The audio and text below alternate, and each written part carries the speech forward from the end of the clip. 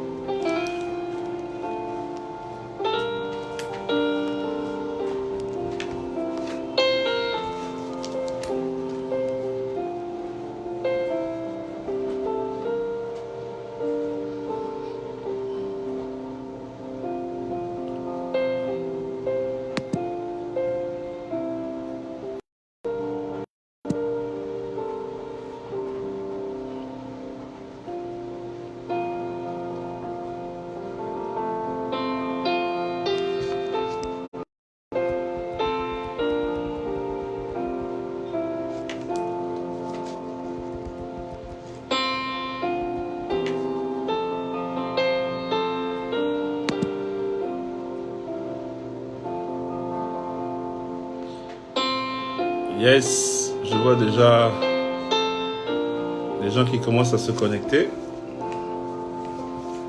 Bonjour.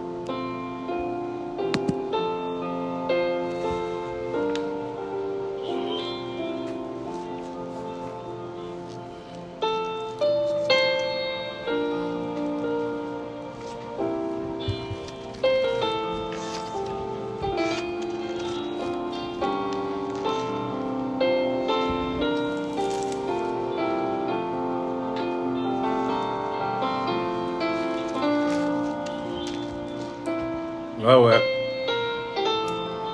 Que Dieu soit loué. Te bénissons, Seigneur. Merci, Jésus, pour ce moment merveilleux. Nous t'exaltons, le grand roi, pour ce temps merveilleux.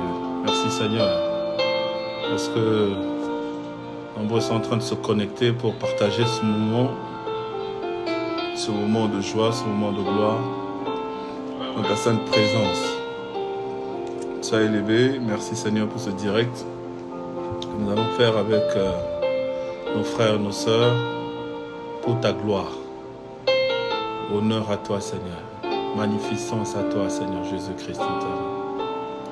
Est-ce que nous sommes sans toi, ô grand roi? Sois élevé, Seigneur notre Dieu. Nous te bénissons. Merci, Jésus, de réunir, Seigneur notre roi, avec le monde entier, connecté pour ta gloire. Honneur à toi, Seigneur. Nous te bénissons. Merci, Jésus. Sois élevé, le Prince de paix.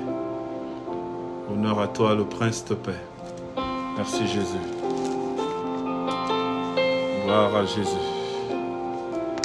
Merci, le Roi de rois. Merci, le Prince de paix. Alors,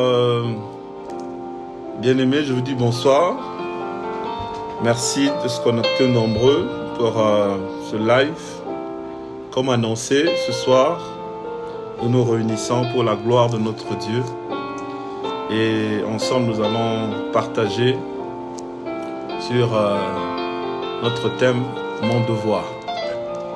C'est un grand plaisir. La fois passée, nous avons été nombreux et très nombreux à participer sur YouTube, sur Facebook. Que le Seigneur vous bénisse pour vos nombreux feedbacks. Ça nous a vraiment encouragés, ça nous a fait plaisir.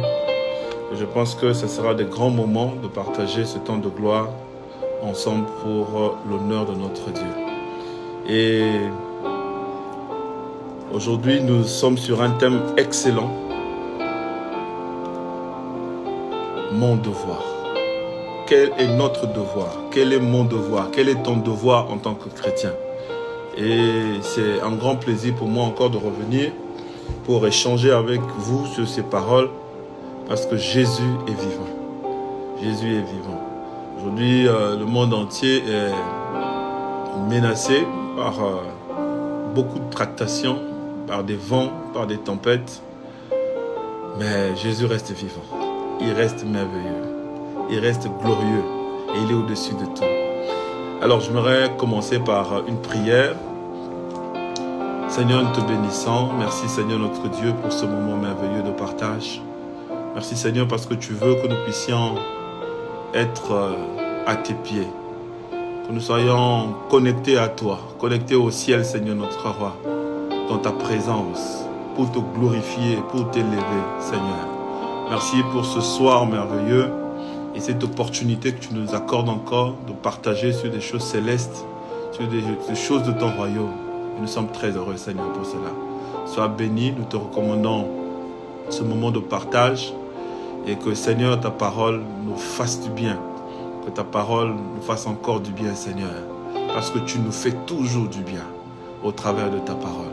Sois élevé pour ce temps, que ce moment soit une bénédiction pour quiconque Seigneur notre roi va nous suivre, quel que soit où il se trouve, que la gloire de Dieu soit notre partage.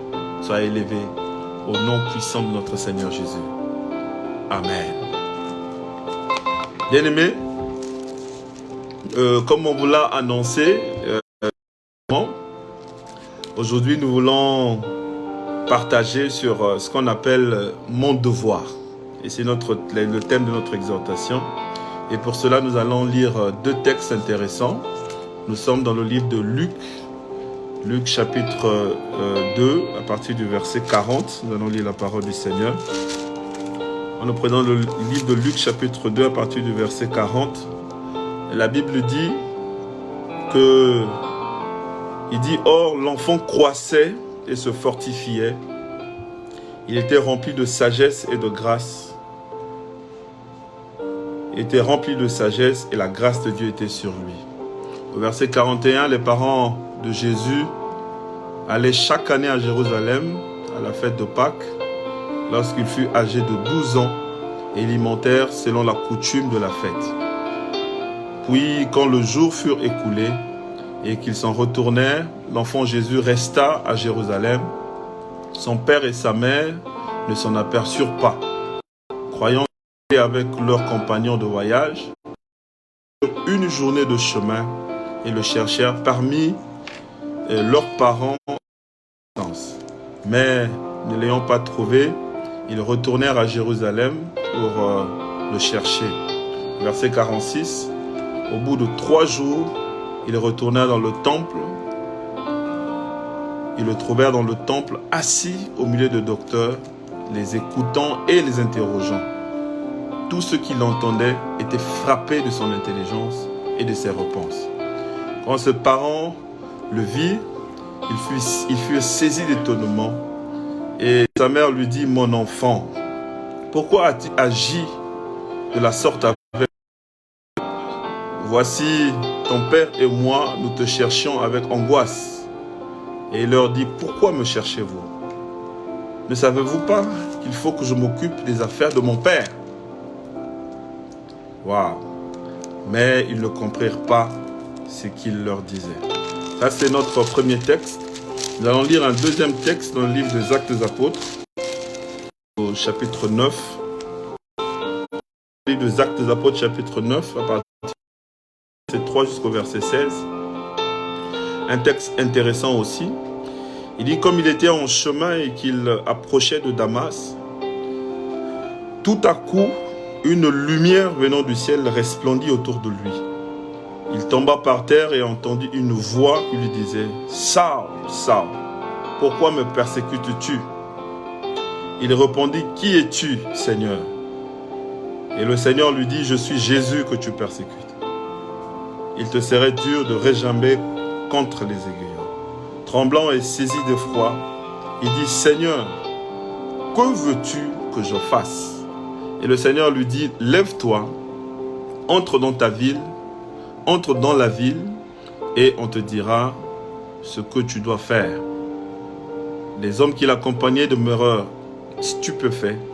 Ils entendaient bien la voix, mais ils ne voyaient personne. Saul se releva de terre, et quoique ses yeux fussent ouverts, et il ne voyait rien. On le prit par la main et on le conduisit à Damas. Il resta 3 jours sans voir et il ne mangea ni ne but.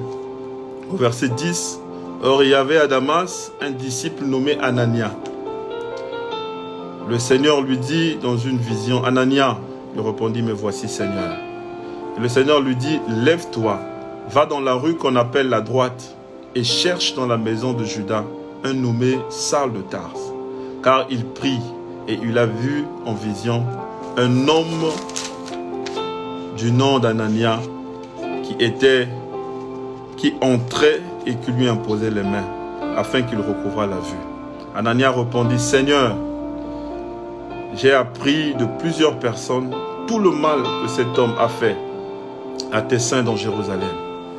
Et il a ici des pouvoirs de la part des principaux sacrificateurs pour lier tous ceux qui invoquent ton nom. Mais le Seigneur lui dit, va, car cet homme est un instrument que j'ai choisi pour porter mon nom devant les nations, devant les rois et devant les fils d'Israël. Et je lui montrerai tout ce qu'il doit souffrir pour mon nom. Waouh, waouh, waouh. Que c'est merveilleux. Merci beaucoup pour tous ceux qui sont connectés. Waouh, waouh. Je vois Evrad, je vois Royal, je vois la sœur Jenny. Que Dieu vous bénisse. La sœur Lydie. Waouh, waouh, waouh, waouh, waouh. Que le Seigneur vous bénisse infiniment. Nous venons de lire là 2 textes extraordinaires. Le premier, on voit Jésus. Jésus qui va avec ses parents dans la fête de Pâques. Et après la fête, il reste. Il ne part pas. Il ne retourne pas avec ses parents, mais il reste dans le temple. Et qu'est-ce qu'il était en train de faire dans le temple? La Bible nous dit qu'il était en train de discuter avec des docteurs. Des docteurs, à cette époque, ces docteurs, c'était des personnes extraordinaires, des personnes intelligentes, hyper intelligentes, qui avaient une connaissance extraordinaire. Mais lui, ce n'était qu'un enfant. Et la Bible dit qu'il est resté. Et j'apprécie bien ce que la Bible nous dit. Il était en train non seulement de poser des questions, il posait des questions, il écoutait, mais ce qui est très impressionnant, c'est qu'il répondait. Et il répondait et tout le monde était émerveillé par la qualité des réponses que Jésus donnait. Waouh, waouh, ça c'est merveilleux. Jésus-Christ, un enfant, parmi les docteurs. Les docteurs sont en train de... Lui, il pose des questions aux docteurs, il écoute les docteurs et il répond. Et les gens sont impressionnés par les réponses de Jésus. Je suis venu pour dire à quelqu'un que Jésus a les réponses pour toi. Et les réponses que Jésus a pour toi devraient étonner. Alléluia. Oh, que c'est merveilleux. Bien aimé, il y a des questions auxquelles on n'a pas de réponse. Mais quand tu regardes ce texte, tu vois clairement que, en réalité, quand il posait les questions aux docteurs, qui étaient des grands docteurs qui étaient censés connaître beaucoup de choses, et c'est ceux qui n'arrivaient pas à donner des bonnes réponses. Parce que la Bible dit qu'ils étaient impressionnés par les réponses que Jésus était en train de donner. Nous sommes à un moment fatidique, un moment terrible, où le monde entier est secoué par autant de choses, le virus Corona, le Covid-19, et pas mal de tractations, pas mal de maladies qui sont en train de sévir. Mais la réponse, elle n'est pas humaine. La réponse, elle est avec notre Seigneur Jésus-Christ. Jésus a la réponse, bien-aimé. Il a la réponse, la véritable réponse. Et alors, ses parents se sont inquiétés. La Bible dit que les parents étaient angoissés. Je sais que tu es angoissé en ce moment. Et de fois moi aussi, de fois le monde entier, de fois nos familles. Beaucoup de gens sont angoissés par ce moment que nous sommes en train de passer. Et on se pose autant de questions. Et ses parents ont commencé à le chercher. Ils l'ont cherché partout. Et ils viennent le trouver dans le temple. La Bible dit qu'il était assis avec les docteurs, en train de leur poser des questions, en train de leur écouter et en train de donner leurs réponses. Et ses parents ont dit, mais Jésus, qu'est-ce que tu nous as fait? Hein, on t'a cherché partout. Qu'est-ce que tu nous as fait? Il dit, mais j'aime le verset 49. Quelle réponse Jésus dit? Il dit, pourquoi me cherchez-vous? Il dit, pourquoi me cherchez-vous? Il dit, ne saviez-vous pas qu'il faut que je m'occupe des affaires de mon père? Il était en train d'accomplir son devoir. Le devoir de faire la volonté de son père. Petit enfant, il connaissait ce pourquoi il était venu. Bien-aimé, j'aimerais te dire que Jésus n'est pas venu pour rien. Il est venu pour toi, il est venu pour moi. Il est venu, la Bible dit Dieu a tant aimé le monde qu'il a donné son Fils, afin que quiconque croit en lui ne périsse point, mais qu'il ait la vie éternelle. Jésus n'est pas venu pour rien. Il est venu malmené, outragé par le monde entier. Mais il est allé à la croix, il a accepté cette souffrance. La Bible dit qu'il n'a point regardé comme une proie arrachée d'être égal à Dieu, mais il s'est humilié jusqu'à la mort à la croix. Et c'est pourquoi son nom a été souverainement élevé. Il a reçu le nom au-dessus de tous les noms. Il était en train d'accomplir le devoir. Et à la croix, quand il dit tout est accompli, ça veut dire que le devoir est accompli. Il a accompli le plan du salut. Il est allé à la croix, ce n'était pas pour rien. C'était pour toi et pour moi. Et tout ce qui se passe, le Seigneur a la réponse. L'homme n'a pas la réponse. Il dit, vous n'avez pas à lutter contre la chair et le sang, contre les principautés, contre les princes de ce monde. Mais celui qui a la victoire, qui nous a donné la victoire, oh bien-aimé, c'est Jésus de Nazareth. Oh, il est bon et merveilleux.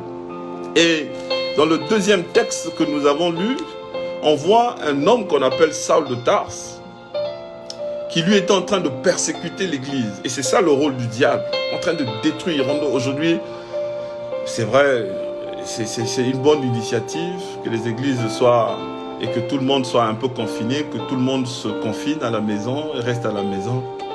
C'est vrai. Et à l'époque aussi, c'était très difficile. Il y avait cet homme qu'on appelle Saul de Tarse à l'époque, qui était en train de persécuter l'église. On attrapait les chrétiens, on les malmenait. C'était difficile de pouvoir prier. C'était difficile de pouvoir célébrer le Seigneur. Mais un jour, oh, gloire au Seigneur. Parce que je vois déjà ce jour où le Seigneur va étendre encore sa gloire. Et le Seigneur est en train de le faire. Gloire au Seigneur. Je vois, Saul de Tarse rencontre Jésus sur le chemin de Damas. La Bible dit qu'une forte lumière l'a frappé. Il est tombé. Et tout de suite, il était aveuglé. Il n'arrivait plus à voir. Il ne voyait absolument rien. Et pendant qu'il ne voyait absolument rien, il a commencé à demander, mais qui es-tu, Seigneur? Il dit, c'est moi, Jésus-Christ, que tu persécutes. Bien-aimé, après il lui a dit, tu ne pourras pas. Tu ne pourras pas. Alléluia. C'est difficile de combattre le Seigneur Jésus-Christ. C'est difficile de combattre les plans de Dieu. C'est difficile de combattre tout ce que le Seigneur a préparé pour nous. Parce que lui s'occupe de ses enfants. Il s'occupe de ceux qui lui appartiennent. Et alors, mais j'aime bien la question que Paul va poser au Seigneur. Il dit, que veux-tu que je fasse? Et je pense que c'est la question que d'aucuns sont en train de se poser en ce moment. Il dit, bon, mon devoir, mais c'est quoi mon devoir? Quel est ce thème-là? C'est quoi mon devoir? Déjà, on voit Jésus en train d'accomplir son devoir, en train de discuter, en train de dire la vérité, en train d'apporter des réponses. Mais de l'autre côté, on voit quelqu'un qui est en train de combattre l'œuvre du Seigneur. On voit des tempêtes, des choses qui s'élèvent pour ne pas permettre les enfants de Dieu de se réunir. Et on voit Paul, qui était Saul à l'époque, en train de combattre l'église. Oh, bien-aimé, mais quand il rencontre le Seigneur Jésus-Christ sur son chemin, une lumière. J'ai envie de te dire que Jésus est la lumière. C'est lui qui éclaire nos sentiers. C'est lui qui éclaire. Partout il y a des zones d'ombre, le Seigneur éclaire. Et la réponse à tous nos problèmes, la réponse à nos préoccupations, Jésus est là. Il est là. Il est vivant. Il est merveilleux. Et après, ce qui est vraiment fatidique et extraordinaire, c'est que le Seigneur lui dit, entre dans la ville et on te dira ce que tu vas faire. Waouh! Alléluia! Et le Seigneur, il ne laisse pas comme ça. Il va jusqu'à aller rencontrer un certain Anania. Il n'était ni pasteur. Il n'était ni prophète. Mais c'était un homme que le Seigneur connaissait. Alléluia. Le Seigneur te connaît. Le Seigneur me connaît. Le Seigneur connaît ce qui lui appartient. Et il lui donne, dans une vision, il lui dit, va telle part. Tu vas trouver quelqu'un qui s'appelle Saul, et tu vas prier pour lui. Et Anania était stupéfait. Il se dit, ah, mais comment? Il dit, mais Seigneur, tu sais que ça c'est un gars bizarre. le corona est bizarre, le Covid est bizarre. C'est un homme bizarre. C'est difficile et il a des pouvoirs. Facilement, il arrive à infecter. Mais le Seigneur dit, va. Je l'ai déjà pris pour ma cause. Le Seigneur t'a déjà pris pour sa cause. Et notre devoir, c'est le devoir que le Seigneur donne à Anania. Il lui dit, va et prie pour lui. Alléluia. Notre devoir, bien-aimé, en ce moment, c'est de prier. En ce moment, c'est de nous confier au Seigneur. C'est de tourner nos regards vers le ciel. Comme David qui dirait, je lève mes yeux vers les montagnes. D'où me viendra le secours? Et c'est le moment, nous sommes à un moment extraordinaire où d'aucuns devraient tourner les regards vers le Seigneur parce qu'il a des réponses. Je le vois encore en train de donner des réponses aux hommes intelligents, aux hommes sages de l'époque. Lui qui était un petit enfant, il dit, ne savez-vous pas que je suis venu pour accomplir la volonté de mon Père? Bien-aimé, quand Anania est allé pour prier pour Saul, qui était un persécuteur de l'église, la Bible nous dit qu'il avait des yeux, il était en train de voir, mais il ne voyait pas. Beaucoup de gens sont aveuglés par beaucoup de choses. Beaucoup de gens sont dans la distraction aujourd'hui. Mais quand Anania est allé et qu'il a prié pour Saul, la Bible dit que les écailles sont tombées. Bien-aimés, nous avons besoin, plus que jamais, de nous concentrer aujourd'hui dans la prière, de tourner nos regards vers le Seigneur. Oh, David dit, je lève mes yeux vers les montagnes. D'où me viendra le secours? Bien-aimé, notre secours se trouve auprès de notre Dieu. Et j'aime, peut-être que tu es en train de t'inquiéter. Et Saul a posé la question au Seigneur en disant, que veux-tu que je fasse? Le Seigneur a dit, va dans la ville. Le Seigneur veut que nous puissions tourner les regards vers lui. Il veut que nous puissions prier, nous les élus, nous qui avons été rachetés, nous qui avons été sauvés. Il veut que nous puissions prier, tourner les regards vers lui.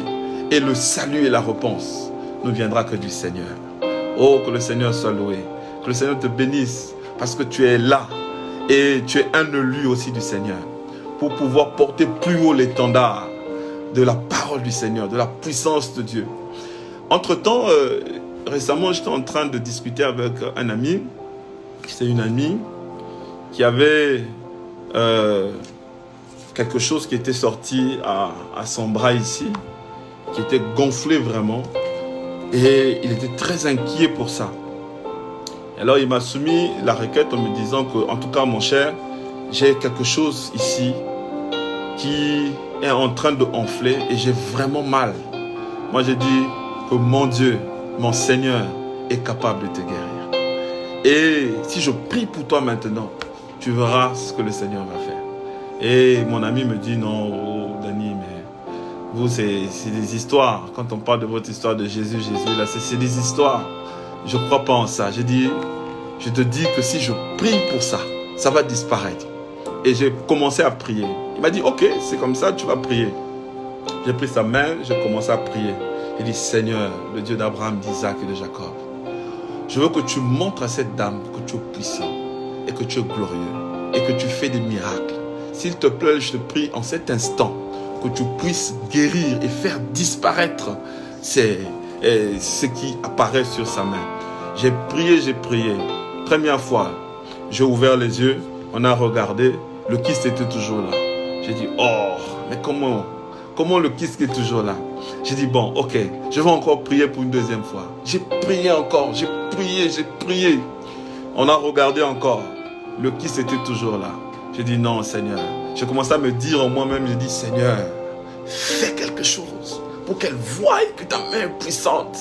Fais quelque chose, Seigneur. J'ai pris encore sa main. J'ai commencé à prier, j'ai prié. Après, quand j'ai ouvert les yeux, j'ai vu que le kyste était encore là. Mais j'ai eu une forte conviction dans mon cœur qui dit, ce que vous demanderez en mon nom. Il dit, croyez que vous l'avez reçu et vous le verrez s'accomplir. J'ai dit, amen. J'ai dit à mon ami, j'ai dit, en tout cas, c'est fini. Tu es guéri. Il dit, oh, votre Dieu là, c'est des aventures. Ça, c'est des aventures. Le kyste est toujours là. Et puis tu me dis, Jésus est vivant. Je dis, oh, mais j'étais vraiment un peu confondu. Ça m'a beaucoup bouleversé. Je suis rentré chez moi, j'ai continué à prier pour ça et j'avais oublié. Quelques jours après, 3 ou 4 jours, la dame est venue me chercher. Elle a commencé à me chercher. Elle me demandait partout, mais qu'est-ce qui se passe? Mes amis m'ont même dit, mais on te cherche. Pas telle personne en train de te chercher. Je dis, oh, mais comment ça? Il y a quel problème? Et quand je rencontre la personne, il me montre la main. Il dit, regarde, le kyste n'existe plus. C'est parti. J'étais en larmes. Je pouvais imaginer la grandeur du Seigneur. Bien aimé, les réponses, ce n'est pas nous qui les donnons. Et j'ai compris quelque chose depuis ce jour, que pendant que j'étais en train de prier, en réalité, il y avait une certaine orgueil. Et je pensais que c'est moi qui allais faire quelque chose. Et quand je priais, je voulais démontrer. Le problème, ce n'est pas démontrer aux hommes. Laissons le Seigneur agir. Nous devons nous confier au Seigneur. Tournons nos regards vers le Seigneur. Et laissons le Seigneur agir. Le Seigneur agit en son temps. Il agit comme il veut. Il agit de la manière qu'il veut. Et tu vas le voir encore avec Marie. Marie, quand le premier miracle de Jésus, quand il fallait transformer l'eau en vin, quand Marie est venue vers Jésus, il a dit, mais ils n'ont plus de vin. À un certain moment, Jésus lui a dit, mais qu'y a-t-il entre toi et moi, femme? Mon heure n'est pas encore venue. Mais la dame s'est tournée, et j'aime bien la façon dont elle se tourne. Elle dit à ceux qui étaient autour de lui, il dit, faites ce qu'il vous dira. Waouh. Faites ce qu'il vous dira. Et je le vois avec Anania. C'est vrai qu'il est contrarié face à une situation difficile. Saul de Tarse à l'époque n'est pas n'importe qui. C'est un ravisseur, c'est un tueur. Il a attrapé les chrétiens. Il est en train de faire du mal aux chrétiens. Ça veut dire que c'était quelqu'un qui était en train de déstabiliser, de détruire, de faire du mal aux chrétiens.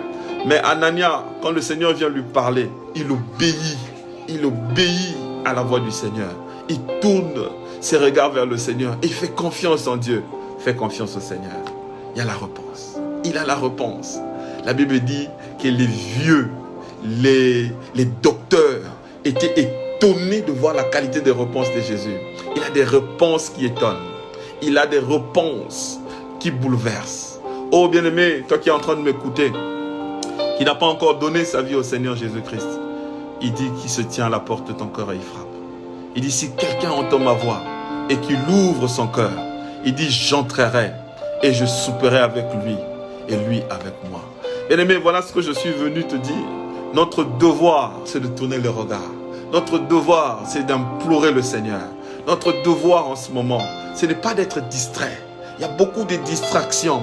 Oh, bien-aimé, l'ennemi s'est levé pour combattre l'Église, pour combattre les enfants de Dieu. Mais nous, enfants de Dieu, c'est le meilleur moment que nous puissions nous lever, comme un seul homme, pour implorer la grâce. Pour implorer la grâce. Pour implorer la grâce. C'est le moment, plus que jamais, où nous avons besoin d'implorer le Seigneur. Oh, que le Seigneur te bénisse infiniment pour ce moment merveilleux. Voilà ce que je voulais te partager ce soir. Je n'ai pas beaucoup. Voilà les seules paroles que je voulais partager avec toi. Juste te dire que Jésus-Christ a la réponse.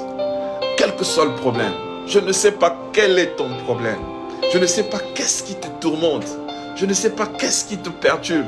Mais tout ce que je sais, c'est que Jésus-Christ a la réponse. Il a la réponse à tous nos problèmes. Il est la réponse à tous nos problèmes. Et je le vois encore à la croix en train de dire, tout est accompli. Le plan est accompli.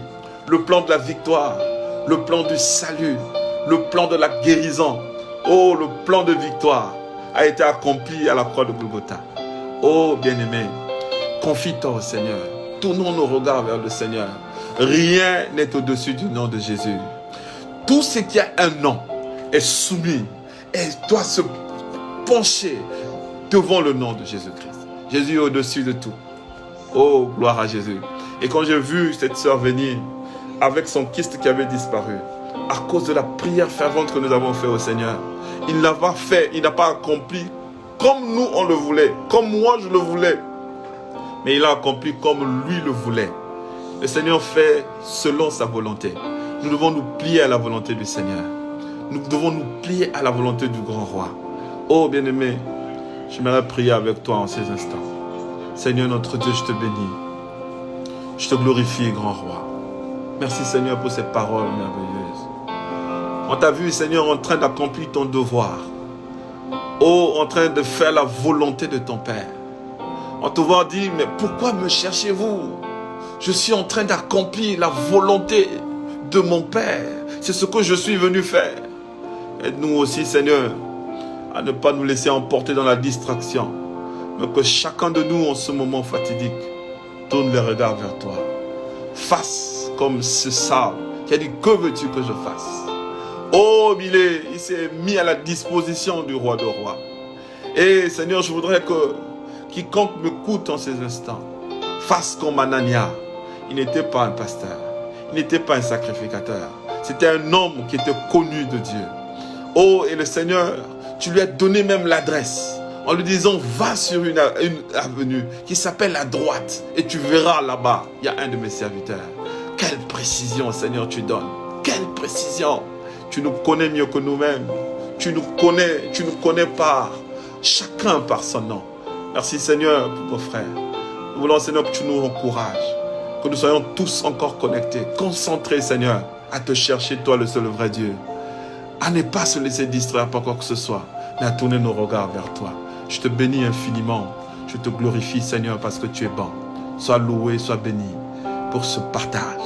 Et que, Seigneur, ce partage fasse du bien à quelqu'un. Transforme la vie de quelqu'un. Oh, gloire à toi. Je te bénis infiniment. Au nom précieux de mon Jésus. Amen. Oh, vraiment, merci beaucoup d'avoir été connectés. C'est un grand plaisir pour nous de partager ces moments de gloire avec vous. Et la parole du Seigneur, c'est extraordinaire. Ça nous fait vraiment du bien. Hein, n'oublie pas ton devoir. Chacun doit faire le devoir.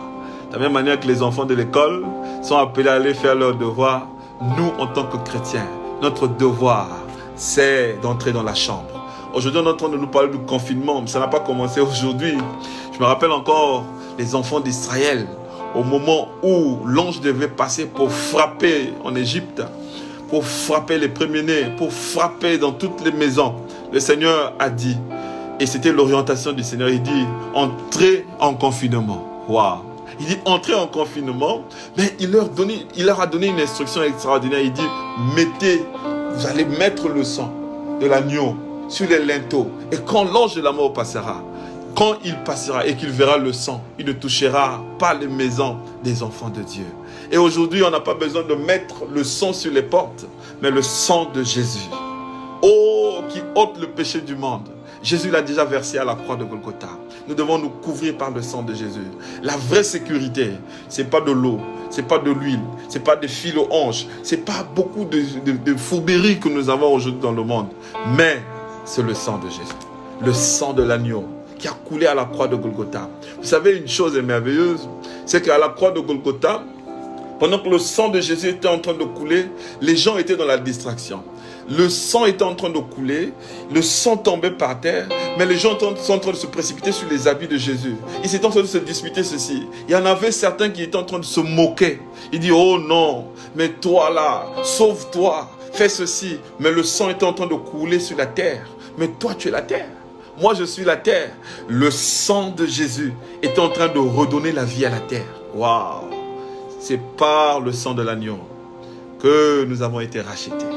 C'est par le sang de l'agneau.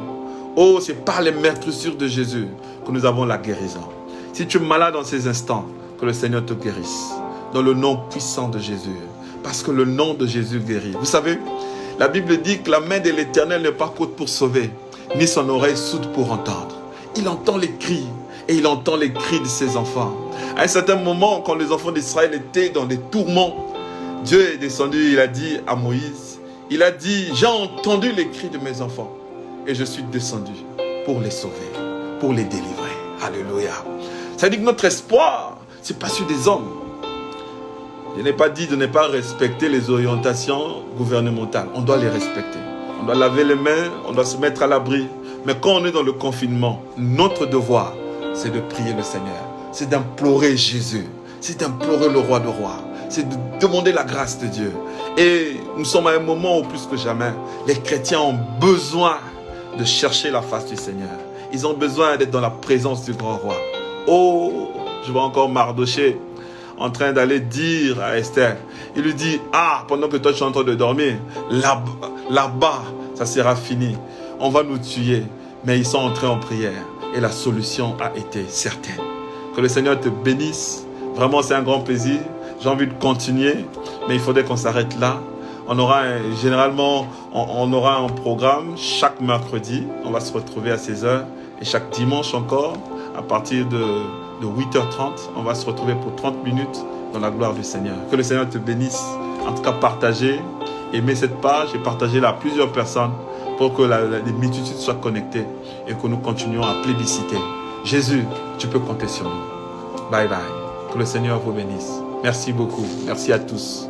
Merci en tout cas.